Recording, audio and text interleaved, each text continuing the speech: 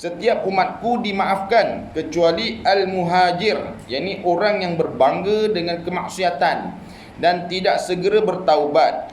Dan sesungguhnya antara sifat tidak malu ialah apabila seseorang melakukan maksiat di waktu malam dan kemudian dia bangun pada waktu pagi dalam keadaan Allah menutup aibnya. Lalu dia berkata, ya fulan, malam tadi aku telah melakukan itu dan ini. Dia telah tidur dalam keadaan Allah menutup aibnya, dan waktu paginya dia telah membuka aib yang telah Allah tutup itu. Hadis di atas menjelaskan bahawa melakukan maksiat dan berbangga-bangga dengannya adalah berdosa dan tidak diampunkan Allah. Melakukan kezaliman adalah melakukan kemaksiatan. Maknanya ni syarat kalau mati dalam keadaan tak bertaubat, Allah tak ampunkan dosanya. Ni maknanya kita taklah tergantung. Tapi dia buat zalim banyak mana pun, dia bertaubat sungguh taubatan nasuha, Allah ampunkan. Tapi kalau dia mati dalam keadaan tak bertaubat dengan perangainya tu, Allah tak ampunkan. Itu maksudnya. Jadi tadi kan ada sebut Allah tutup aibnya masa malam tu dia memang buat jahat. Kemudian Allah tutup aibnya, bangun pagi pula dia sembang balik pasal apa benda yang dia buat malam tadi. Allah dah tutup aibnya. Tu maksudnya macam mana? Kalau kita baca dengan artikel hadis yang lain, bahawa tuan-tuan, apabila waktu malam sebelum tidur, kan kita mohon keampunan Allah Ta'ala. Nabi ajar baca 3 istighfar. 3 astaghfirullahalazim untuk diri sendiri, astaghfirullahalazim untuk dua ibu bapa, astaghfirullahalazim untuk sekalian muslimin muslimat. Bayangkan tuan-tuan, yang hidup kat dunia ni bukannya 100 orang je dekat Taman Bakri Jaya ni. Ramai lagi orang Islam satu dunia ni. Istighfar yang ketiga tu mengandungi kita sekali. Kita ni, bahkan mungkin yang istighfarkan kita tu musuh kita, yang secara kita tak sedar. Yang paling malang, kita ni tak pernah istighfarkan orang lain. Kat diri sendiri pun kita tak minta ampun, kat mak abah kita pun kita tak minta ampun, kat orang lain pun kita tak minta ampunkan. Tapi kita pandai kata kat dia. Sedangkan musuh kita ni, dia amalkan sunnah ni, bermakna dia dah mohonkan keampunan dosa ke atas kita ni yang musuh dia tu. Contoh kan, Allah segan kita kalau kita tahu punya dia beristighfar 3 kali sebelum tidur di waktu malam. Tuan-tuan yang mulia, tengok ni, kan kita bayangkan. Sebab itulah maknanya jangan bermusuhanlah dengan orang. Kebarangkalian dia ni menjadi asbab kepada dosa kita diampunkan pada waktu tersebut. Tuan-tuan, jadi bila dosanya dah diampunkan, Allah dah tutupkan aib dia dah. Untung tuan-tuan, otomatik ada orang ampunkan, minta mohon ampun kan. Dosa kita dah ditutup oleh Allah Ta'ala. Tapi malangnya dia berbangga dengan dosa yang malam tadi dia buat. Dia sekolah dengan anak Pak Ali, contoh begitu. Dia sekolah dosa. Jadi siang hari sembanglah dengan Imam Rahman, begini cerita. Dah dia mendedahkan balik aib kesalahan yang dia lakukan. Ini dia, maknanya dia buka balik aib dia. Jadi tuan-tuan yang mulia yang dirahmati Allah Ta'ala, itulah keadaan orang yang berbangga-bangga. Dah dalam keadaan cerita, tiba-tiba dia meninggal. Qalu inna lillahi wa inna ilaihi raji'un. Tak sempat bertaubat. Ni sebagaimana hadis inilah Allah tak ampunkan taubatnya. Na'udzubillahi min zalik. Baik, ya saya.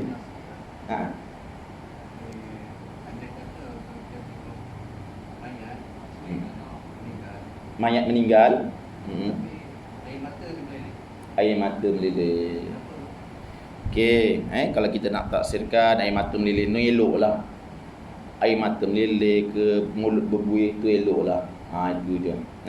Memang dia antara orang yang diampunkan Allah Ta'ala. Sebahagian kalau kita buka kitab lain dia kata air mata meleleh. Tapi betul-betul Islam lah. Ada orang yang Islam mata meleleh kan. Jadi antaranya dia ni dirahmati Allah Ta'ala. Itu. Ketika mati air mata meleleh, orang yang dirahmati Allah Ta'ala. Saya memang ada terbaca tu tentang air mata meleleh ketika meninggal. Jadi bila sebut air mata meleleh, saya teringat rakan saya. Rakan baik daripada kecil sampai besar, dia kena limfoma. Kanser limfoma ni kalau kena memang Allah Akbar. Kita meninggal cepat lah.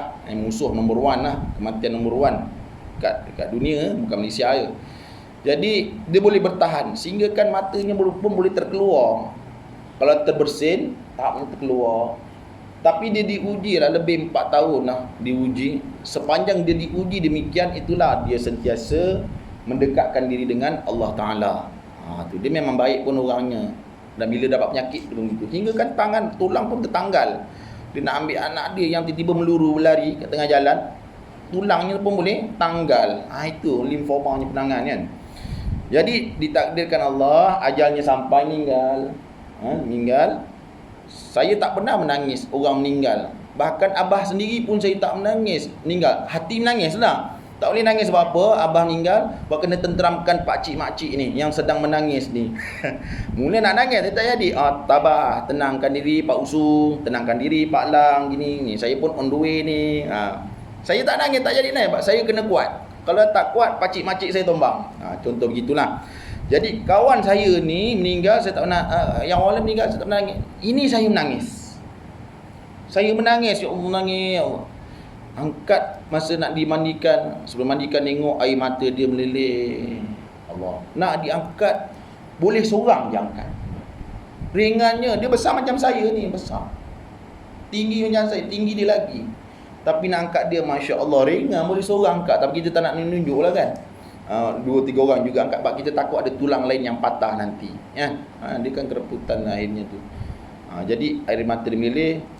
Tu satu petanda baiklah, itu saja. Petanda yang baik. Mudah-mudahan jenazah ini dari kalangan orang yang soleh dan soleha. Wallahu a'lam. Okey. Jadi kita teruskan. Ini sifat zalim. Kan kita baca matan yang baru. Qala musannif rahimallahu wa nafa'an bi fid din wa darin amin ya rabbal alamin.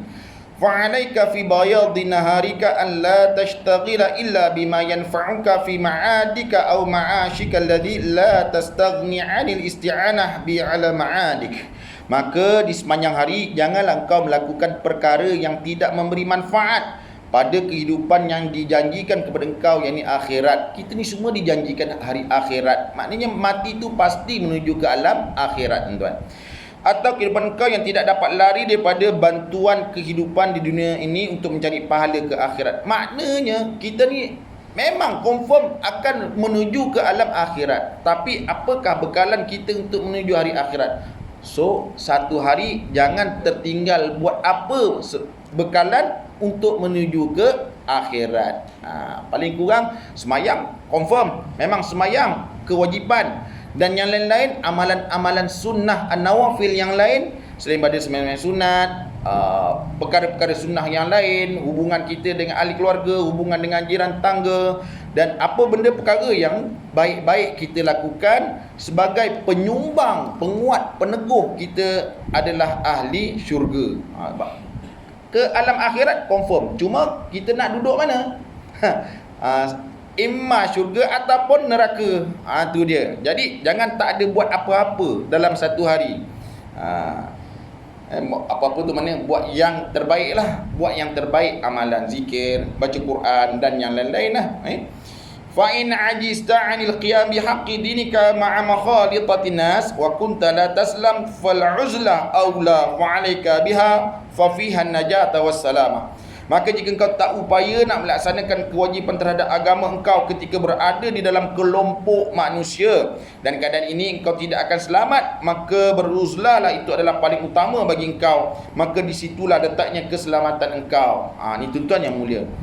Kita ni kadang-kadang hidup dalam satu komiti, satu masyarakat. Mungkin kita berada di Bakri, okey lagi. Kita berada di Malaysia ni mungkin okey lagi. Ni tempat yang tak okey. Mungkin kita berada di negara yang kita nak beramal dengan agama kita pun susah. Contoh, ataupun dalam negara sendiri pun kita nak beramal dengan amalan yang baik, seperti apa? Memberi salam. Kita nak beramal dengan menjaga aurat, menjaga pandangan. Kadang-kadang sukar.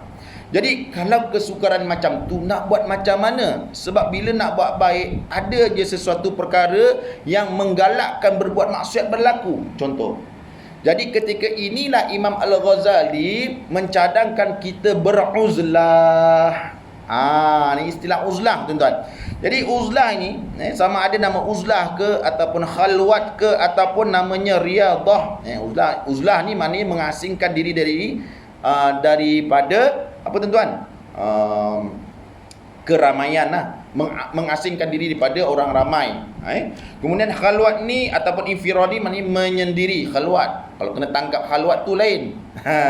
Dia bukan sendiri. Dia buat khoja sendiri. Itu. Yang ni maksud berkhalwat ialah bersendirian daripada orang ramai juga. Riyadah iaitu dia melatih diri di satu tempat yang sunyi daripada orang lain. Erti katanya lain, dalam bahasa Melayu orang kata bertapa. Kalau sebut bertapa ni teringat orang dulu-dulu suka bertapa. Tapi ada dua jenis lah. Satu bertapa sebagaimana para nabi, para as-salafus soleh, para sahabat, dia bertapa diri untuk menjaga jiwa, menjaga keselamatan jiwa dia. Menjaga keselamatan jiwa daripada apa? Daripada gangguan menyebabkan akidah tu boleh rosak. Contoh zaman Nabi Ibrahim alaihissalam. Ni amalan-amalan Nabi dulu ni. Beruzlah selepas dia berdakwah kepada orang yang menyembah berhala. Selepas dia memusnahkan berhala, jadi dia mendapat ancaman daripada orang penyembah berhala ni, maka dia beruzlahkan diri dia, menjauhkan diri dia daripada mereka untuk memelihara, kerana banyak lagi kerja dan tanggungjawab yang perlu dia buat. Contoh yang lain lagi, kisah Ashabul Kahfi. Mereka menguzlahkan diri ke dalam gua daripada perkara fitnah-fitnah dunia, penyembahan berhala dan sebagainya, daripada kezaliman raja dia kerana menyengutukan Allah Ta'ala juga. Contoh begitu. Dia menguzlahkan diri untuk menyelamatkan akidah dia. Begitu juga para sahabat dan baginda Rasulullah sallallahu alaihi wasallam. Yang mana sahabat baginda minta uzlahkan diri hijrah ke Habasyah, kemudian berhijrah ke Madinah. Uzlah untuk menyelamatkan jiwa, nyawa dan juga akidah ketika itu mendapat tentangan kezaliman daripada kafir Quraisy. Tuan bayangkan contohnya Sayyidina Uthman bin Affan digulung ke dalam, kalau kita tikung kuang lah, kemudian disalai bawahnya api. Ya tuan-tuan, macam ayam golek tu, dibuat macam tu, dimasukkan dalam tikar oleh pakcik dia, digulungkan, kemudian di bawahnya api. Bayangkanlah jahat tak jahatnya. Habib bin Aqs, sahabat Nabi, muda-muda lagi, kena bantai dengan orang kafir Quraisy hingga habis jahanam, dihiris-hiris, punggungnya habis keluar, ditetaknya, kemudian dicampak ke dalam bara api nak diseksanya, sampai api pun terpadam. Kerana apa terpadam? Kerana disimbahi oleh darah dan juga lemak dia, berbekas. Sayyidina Umar bertanya, ini cerita kisah engkau. Umar sedih mengenangkan sahabat dulu memperjuangkan akidah hingga kita sekarang mendapat nikmat iman dan Islam. Ingat perjuangan yang orang lama. Biar tuan-tuan, tu dia, erti kata uzlah. Sekarang ni kita pun beruzlah juga. Orang kata apa? Physical distancing ataupun kita katakan social distancing daripada COVID-19. Uzlah juga pun satu sunnah juga nak menyelamatkan jiwa kita ni. Tu satu latihan yang Allah Ta'ala bagi. Mula-mula dulu kan PKP, duduk kat rumah, tak keluar mana. Apa kita buat?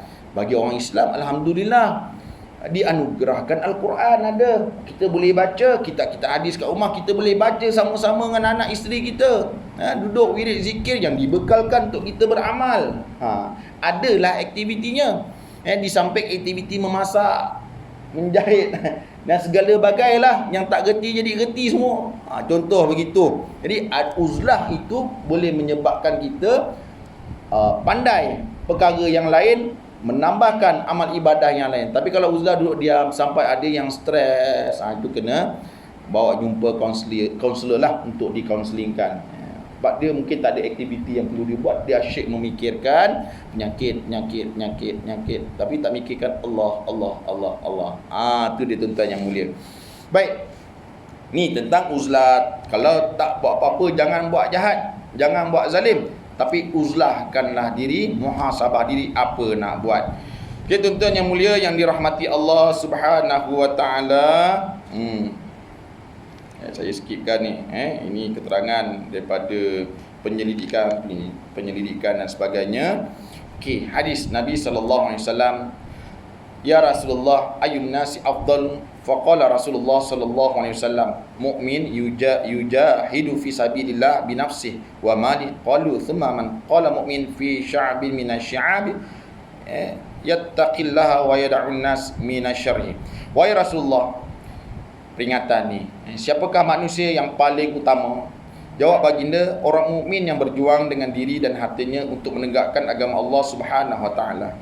Lelaki itu bertanya lagi, kemudian siapa lagi ya Rasulullah? Jawab Rasulullah sallallahu alaihi wasallam, orang yang mengasingkan diri ke gua atau pergunungan untuk menyembah Tuhannya supaya terhindar dari kejahatan. Ni, kalau dia dah tak boleh buat apa-apa lagi untuk dia berjuang dirinya dengan hartanya untuk berdakwah di jalan Allah Taala, tetapi mendapat penghinaan, ditangkap, suruh menyembah balik agama Lata dan Uzza. Contoh, Ammar bin Yasir. Macam mana abah dia Yasir, ibu dia Sumayyah ditombak belakang, tuan-tuan, mati, wanita pertama syahid. Kemudian abah dia tu Yasir, dicucuk mata dia, kemudian diikat kaki kiri kanan, ditarik dengan kuda, terbelah habis, barai, tubuh badan terbelah dua. Kita nak dapat, tapi iman mereka tu kuat. Ammar sendiri kecil budak, tuan-tuan, dalam usia berapa tahun, 9-10 tahun tu, mukanya dimasukkan dalam air, ditindih dengan batu yang panas, diseret tarik dekat batu kerikil, tuan-tuan. Kita ni nampak redup macam mana pun kena batu kerikil sakit. Ni dah lah sakit dengan batu-batuan, pasir-pasir, kemudian diterik panas matahari lagi, sehingga kan dia dah tak mampu. Budak, bayar anak kita, bayar cucu kita umur 9 tahun, 10 tahun, mana kekuatan yang dia ada, tapi iman dia kuat. Dia dibagi warning, dia takut depan mata mak abah dia mati, yang dia ni bakal mati, budak, dan dia takut disaikokan macam tu sekali. Jadi dia pun dengan hati yang tak rela, aku ikut kembali kepada agama nenek moyang Lata dan Uzza untuk disembah. Jadi Allah Maha mendengar, Maha mengetahui isi hati hamba-Nya yang taat dan beriman. Disampaikan wahyu kepada baginda Rasulullah sallallahu alaihi wasallam. Dia ni dalam keadaan terpaksa, maka diampunkan. Khusus untuk Ammar bin Yasir, akhirnya dia rasa lega. Budak boleh rasa lega. Dia memahami erti akidah yang sejati, yang sebenarnya. Tu dia, tuan-tuan yang mulia. Anak kita masih tengok Ultraman lagi, tuan-tuan. Tengok Doraemon, Hagimaru dan sebagainya. Tu contoh. Dia memahami. Saya kat sekolah ngajar budak. Tajuk hari ni, kalau diarabkan, mada ya'ni intima'i fil Islam. Mengapa kita menganut agama Islam? Buku KSSM tingkatan 1. Tajuk tu. Buku baru. Baiklah, saya nak tanya kamu, mengapa kamu masuk Islam ni? Kedua, kenapa mesti kamu memilih Islam? Ni kita nak belajar ni. Kita belum masuk isi, saya nak tanya dulu. Cuba jawab. Tak tahu. Okey, saya bagi 1 minit awak fikir, kenapa saya menganut agama Islam? Baik, ada jawapan-jawapan lah. Mak bapak Islam. Kemudian yang seorang tanya, tak tahu. Yang ni tanya, tak tahu. Tak tahu. Kenapa saya masuk Islam? Baiklah, tak apalah, tak faham kenapa saya masuk Islam. Kenapa saya mesti masuk Islam? Apa keistimewaan Islam ini yang sejak saya lahir nguek-nguek ni Islam? Paling tidak saya kena tahu tu. Baru dia boleh jawab. Kerana Islam ni mempertahankan hak dan maruah. Okey, macam mana mempertahankan hak dan maruah? Budak-budak tingkatan 1 ni, dia cuba jawab. Saya bagi awak fikir, awak jawab. Saya nak tahu awak kenapa awak masuk Islam ni. Endingnya kenapa saya masuk Islam. Wala tamutunna illa wa antum muslimun. Jangan kamu mati melainkan dalam keadaan Islam. Kenapa Islam? Kenapa mesti Islam? Okey. Baik, tadi awak kata kerana mempertahankan hak dan maruah. Ni orang budak perempuan. Okey, macam mana cara mempertahankan maruah dan hak awak sebagai seorang perempuan? Saya mesti menutup aurat. Kenapa awak mesti tutup aurat? Islam ni seperti orang kata melanggar hak asasi je. Kan kita mestilah kalau nak berlari bebas, pakai spenda, pakai baju dalam. Dahulu. Kenapa malu? Ni kan melanggar hak asasi. Kan? Suka kita lah nak pakai apa pun saja, nak cuit kan budak-budaknya ni. Dia kata, tak boleh Ustaz, kerana apa? Nanti kalau kita begitu, ada yang kejar ni. Kejar habis buat apa? Dia akan perkosa kita dan sebagainya. Awak dah rasalah sikit-sikit, tak apa. Jadi Islam mengajak kita buat apa? Menutup aurat, wajib menutup aurat. No question, kata dia. Mesti menutup aurat supaya kita tak diapa-apakan orang, paling kurang. Dalam 90% tu tak diapakan orang. Contoh, saya bagi contoh. Katalah awak pakai baju dalam je, naik bas. Ustaz ada, awak ada, driver ada, orang lain pun ada. Jadi kita semua ni nak tengok tak orang tu. Ustaz yang pakai serban pun nak tengok juga. Nak tengok. Dia pakai spender, naik bas sama-sama dalam bas, semua nak tengok. Ustaz pun nak tengok. Tapi lepas tu astagfirullahalazim, rezeki. Kalau dia pakai baju menutup aurat dengan tudung yang elok, pakaian yang elok, kita nak tengok tak? Kita tengok, tapi lepas tengok kita biasa kan? Nak tengok kita biasa. Nak tengok tu memang satu fitrah, memang nak tengok siapa naik, tu biasa. Berbeza dengan orang yang tak menutup aurat ni. Nampak terjojol sana, terjojol sini. Mesti cara tengok tu lain lah. Kerlingnya tu pun dah lain dah. Jangan nak tipu, kita ni manusia. Tu dia, kita kata gitu. Jadi baru kita faham, begitu hingga menjaga hak kita. Jadi jangan kita tuduh orang ni, kenapa awak tengok saya, ni saya punya suka. Jadi salah awak lah, awak tengok saya dengan penuh kegairahan. Buat apa, ni saya punya hak nak pakai macam ni. Awak tak boleh buat apa-apa dengan saya. Awak yang gatal sebenarnya. Orang gatal lain cerita. Yang tak gatal pun buat gatalan. Jadi macam tu. Contoh, jadi budak dia faham. Dan banyak lagi lah contoh yang lain. Ini salah satu yang saya bawa ke surau ni lah. Okay, tuan-tuan yang mulia yang dirahmati Allah Ta'ala. Ni dia. Kita asingkan diri untuk menyelamatkan jiwa kita daripada rosak. Menyelamatkan jiwa kita daripada ancaman penyakit-penyakit dan sebagainya. Satu perkara sunnah. PKP itu sunnah, PKPP pun sunnah, PKPD pun sunnah kerana mengasingkan diri. Itu yang terbaik sebagaimana hadis Nabi SAW. Dapat dah tuan-tuan? Rupanya bukannya main-main punya PKPP ni ikut ni punya. Tu dia. Jadi bila kita beramal dengannya dan fikirkan sunnah, Allah bagi dua perkara. Satu selamat, kedua pahala. Tiga, menandakan kasih kita kepada baginda Rasulullah sallallahu alaihi wasallam. Baik, kita teruskan. Fa in kanat al-wasawisu fil uzla tuhadithuka ila ma la yurdillah ta'ala wa lam taqdir ala qam'iha bi wadha'ifil ibadat fa'alayka bin naum fa huwa ahsanu ahwalika wa ahwalina idza ajazna 'anil ghanimah radina bi salamati fil hazimah. Maka sekiranya rasa was-was itu selalu datang ketika engkau bersendirian, mengasingkan diri dari kelompok masyarakat untuk melakukan perkara-perkara yang tidak diredai oleh Allah Subhanahu Wa Taala, dan engkau juga masih tidak upaya mengatasinya, maka tidur itu adalah lebih baik bagi engkau dan kita semua, kerana sudah menjadi kebiasaan kepada kita.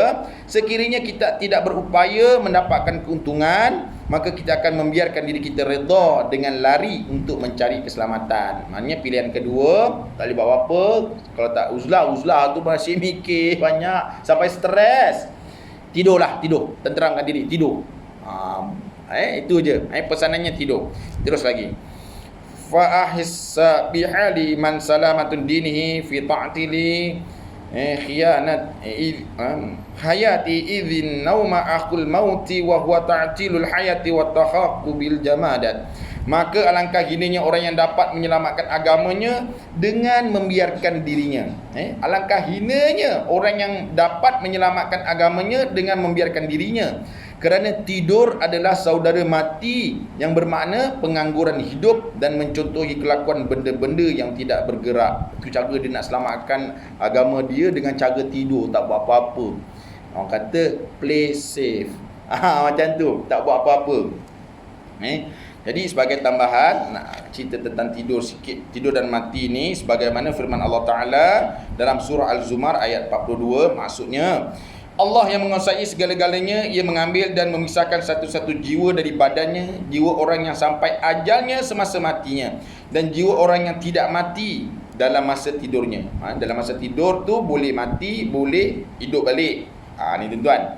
Kemudian ia menahan jiwa orang yang ia tetapkan matinya. Tidur tu pra kematian. Allah tahan jiwa, tak dipulangkan balik rohnya, yang terbang ke jauh tu rawan. Tapi yang ditidurkan matinya, tidur tu roh lah, bukannya dikeluarkan terus macam tu, tidak.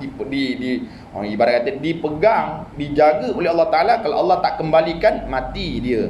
Kalau dikembalikan, hiduplah dia kan.